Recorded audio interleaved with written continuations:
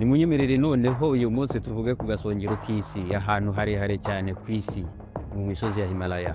Ikintu gitangaje cyane ni uko uramutse utambagiye mu mpinga y'iyi misozi wagenda uhasanga ibisigazwa bya kera byo mu nyanja. Yego rwose ibyo wumvishe nibyo navuze, nagize nti uramutse utembereye mu mpinga y'iyi misozi ya Himalaya wagenda uhabona ibisigazwa bya kera byo mu nyanja. Ndagusuhuje kandi ngo ikaze ku Ishuri Plus. Niba ari ubwa mbere uhageze ntiwibagirwe gukora subscribe, kandi nyuma yo kureba iyi video wibuke kuyisangiza abandi. Comment, like na share nabyo ni ingenzi kuri mwese abashya n'abahasanzwe. Iyi misozi miremire ya Himalaya yahoze yibera munsi y'amazi. Ibisigazwa bya kera byo mu nyanja tuvuga si ibyo mu myaka ya vuba ahangaha rwose, nta nubwo ari imyaka ibarirwa mu bihumbi cyangwa magana, ahubwo ni imyaka ibarirwa muri miliyoni nyinshi. Nk'urugero, aha ushobora kuhabona tetralobite zo mu myaka miliyoni 450 ishize. Tetralobite ni bimwe mu binyabuzima bya kera cyane byo mu mazi byabayeho ku isi. Isura yabyo ijya kumera nk'iy'ibinyenzi. Ibi nabyo twabikozeho video, kuyireba urangije iyi ngiyi ntabwo byakugwa nabi. Ibi binyabuzima byari byinshi cyane ku rwego rw'uko aho ariho hose ku isi wahabona ibisigazwa byabyo. Gusa ariko ibi byaje gucika bishiraho burundu mu myaka miliyoni 250 ishize. Imyaka miliyoni 250 ishize niyo byamaze ku isi, birangije byisezeraho birayisiga. Nubwo bwose byacitse ariko byabayeho igihe kirekire ugereranije n'umuntu, kuko umuntu we yayimazeho imyaka itarenga ibihumbi 100 gusa. Umuntu ntacyo yazavuga imbere y'ibi binyabuzima rwose. Uwo ni umuntu wo muri iki gihe. Uyu nawe twamukozeho video turebera hamwe impamvu atajyaga ananirwa. Turamutse twigiye imbere nabwo tukajya ku muntu wabanjirije uyu nguyu ugezweho, twasanga yarabayeho mu myaka miliyoni 2 n'igice ishize. Iyi nayo ikaba nta kivuze imbere y'ibi binyenzi byabayeho imyaka ingana na miliyoni 250 yose. Reka tuve mu binyenzi tugaruke ku gisenge cy'isi, ku gasongero k'imisozi ya Himalaya yahoze yibera munsi y'inyanja. Ikintu cy'ingenzi ugomba kumenya ni uko umusozi muremure gusumba indi mu misozi ya Himalaya no ku isi yose ari umusozi wa Everest. Gusa nubwo bwose umusozi wa Everest ari wo musozi usumba indi yose ku isi, ariko ntabwo ari wo musozi wegereye ikirere cyane gusumba indi. Uzagumane natwe, aha naho tuzahakoraho video. Inkuru y'imisozi ya Himalaya itangira mu myaka miliyoni 485 ishize. Icyo gihe yari munsi y'amazi y'inyanja. Muri icyo gihe cyahawe izina rya Ordovician. Imiterere y'ubutaka bw'isi yari itandukanye n'iyo tubona uyu munsi wa none.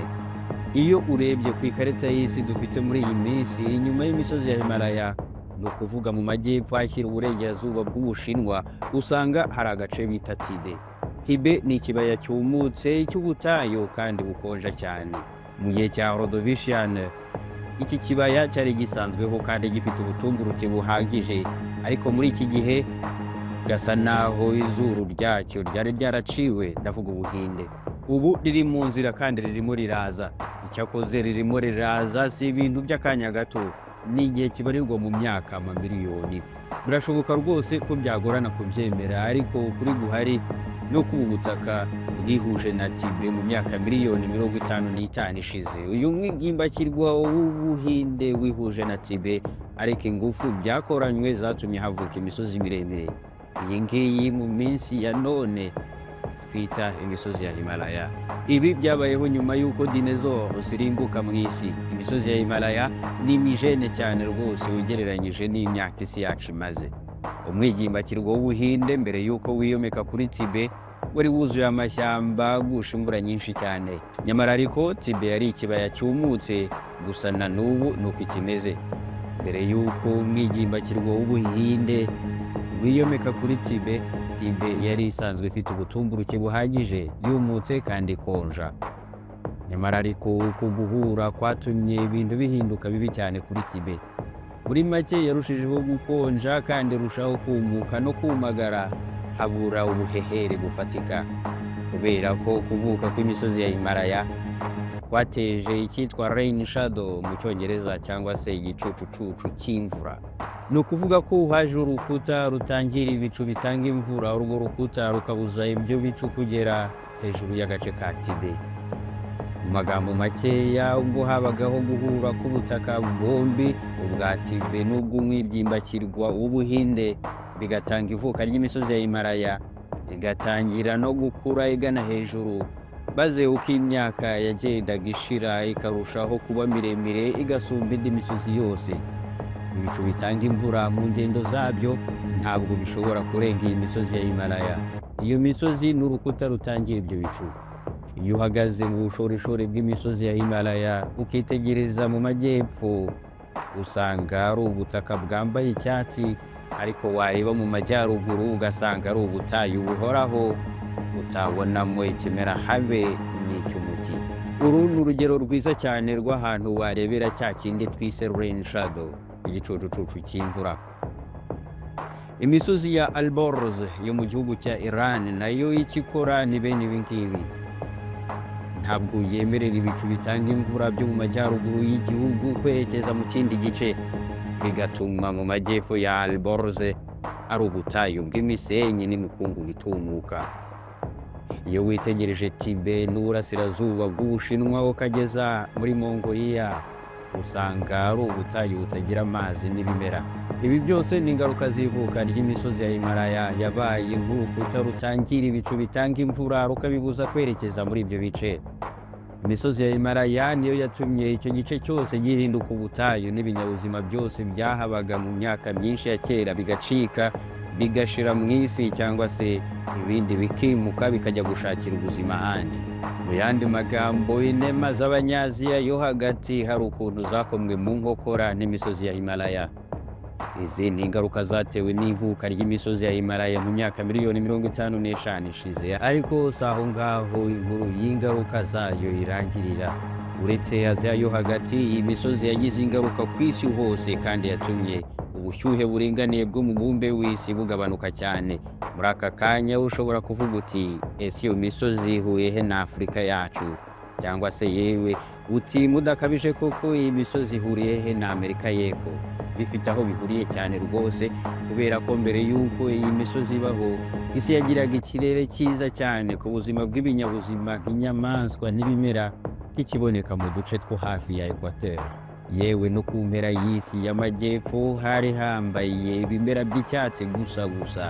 Impamvu igaragaza ko umubumbe w'isi warushijeho gukonja cyane ni uko umwuka wa CO2 cyangwa se dioxide de carbone mu kirere wagabanutse ku rwego rwo hejuru. Dioxide de carbone nayo mukunze kumva muri iyi minsi ivugwaho cyane, ni gaze yongera ubushyuhe bw'umubumbe w'isi. Icyo gihe iyi gaze yaragabanutse cyane, nta kindi cyatumye igabanuka uretse ko ari imisozi ya Himalaya. Mu myaka y'igihumbi 980, abenshi mu bashakashatsi n'abahanga mu by'ubumenyi bw'isi buriye imisozi ya Himalaya bagira ngo bakore ubushakashatsi ku mateka y'ako gace. Bamenye ko ubwo imisozi ya Himalaya yarimo yirema, harimo hirema nanone ibicu bitanga imvura hafi y'iyi misozi. Ibyo bicu bikaba byari bifite dioxide de carbone nyinshi. Ubwo imvura yatangiraga kugwa, ntabwo haguye imvura isanzwe tuzi, ahubwo haguye imvura ya aside. Iyo mvura ya aside yabaye nk'iyoza ikirere, maze ya dioxide de carbone yose yirundurira mu nyanja. Ibi ngo byamaze imyaka ibarirwa mu mamiliyoni. Urwo rugendo rwose nirwo rwatumye habaho urukuta rwa Himalaya.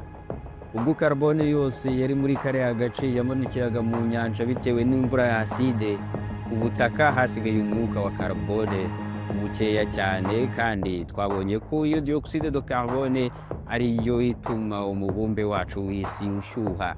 Iyo ingano h'iyo gaze ibaye nkeya rero, birahita byumvikana ko bitera ubukonje ku mubumbe wacu w'isi. Muri ubu buryo, uko ikinyejana gishyira ikindi, isi yarushijeho kugenda ikonja. Ubwo ari nako cya kirere cyiza cy'isi twakomojeho kigenda kivaho mu bice by'isi byitaruye umurongo ugabanya mu isi kabiri. Ni nayo mpamvu abahanga benshi bemeza ko isi yahinduwe n'imisozi ya Himalaya.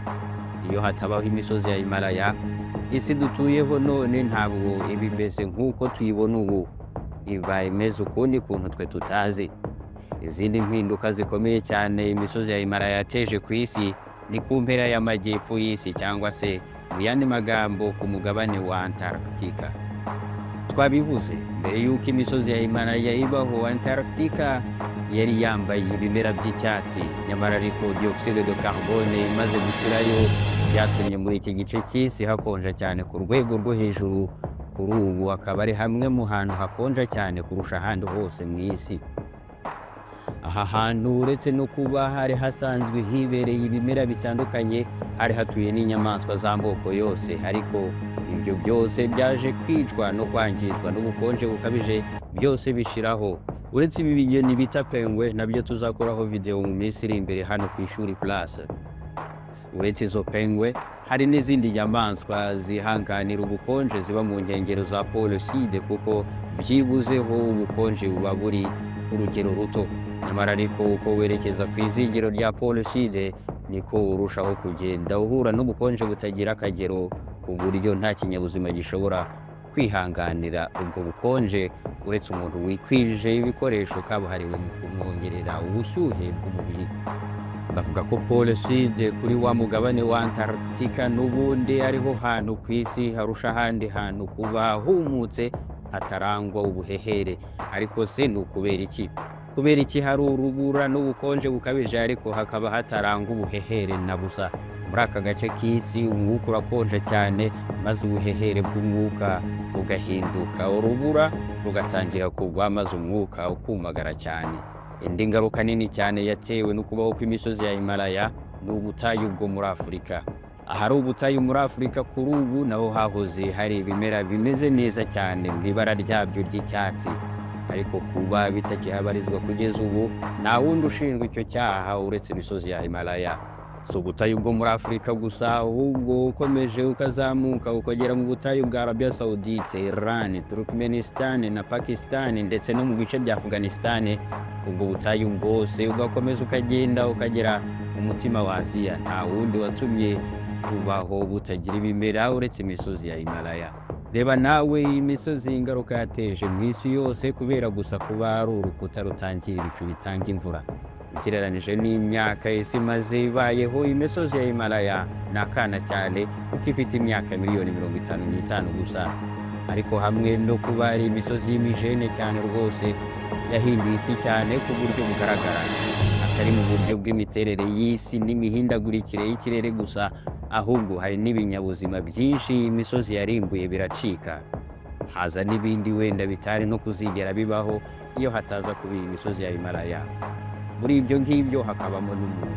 Birashoboka cyane ko iyi miterere y'isi tubona ubu itaza kubaho, hari inyamaswa zitabaho zari kuba zibaho kuri iyi si kandi umuntu nawe adahari. Tukivuga ku muntu, reka nkushimire inkuru twakoze ku muntu wo muri iki gihe n'umuntu wo mu myaka 5000 ishize, cyangwa se wenda wakunda iyi twakoze ku gace gakonja kurusha ahandi hantu hose mu isi, cyane ko ifitanye isano n'iyi ngiyi. Tubwire muri comment igitekerezo cyawe kuri iyi nkuru, gusa ariko ushobora no kutubwira ingingo wifuza ko tuzaganiraho ubutaha, ukaba utaza umusanzu wawe ku ishuri Place. Ndagushimiye, gusa ntiwibagirwe subscribe, like, share na comment. Bye.